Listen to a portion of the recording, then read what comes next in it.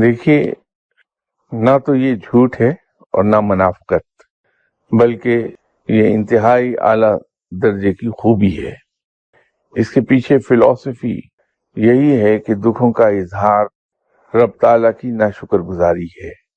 جب ہم اپنے دکھوں پر واویلا کرتے ہیں تو ہم یہ بھول جاتے ہیں کہ میرا رب بڑا رحیم و کریم ہے اور میرا رب ان دکھوں سے مجھے نجات دلا دے گا۔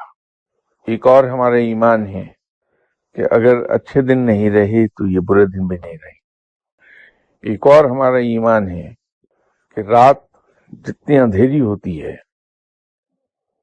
اور رات جتنی زیادہ کتنی ہی گہری کیوں نہ ہو، اس کا انجام اجالا ہے۔ جتنا زیادہ گھپ اندھیرا ہوگا، طلوع ہونے والا سویرا اتنا ہی اجلا ہوگا۔ تو جب یہ امید باقی ہے تو پھر واویلا کس چیز کا؟ اور اگر ہم واویلا کرتے ہیں تو وہ ہماری مایوسی کو ظاہر کرتا ہے۔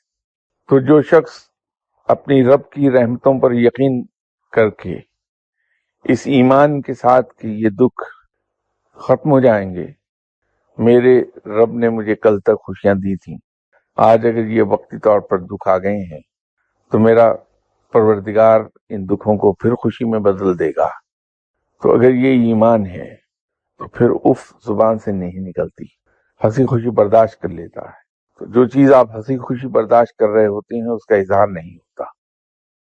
اس لیے اگر اندر سے کوئی شخص بہت دکھی ہے لیکن اپنے آپ کو وہ خوش ظاہر کر رہا ہے، تو در حقیقت ان اے وے انڈائریکٹلی یہ شکر گزاری ہے اس کی، کہ اپنے رب کا اتنا شکر گزار بندہ ہے کہ دکھوں پر بھی وہ خوش ہے۔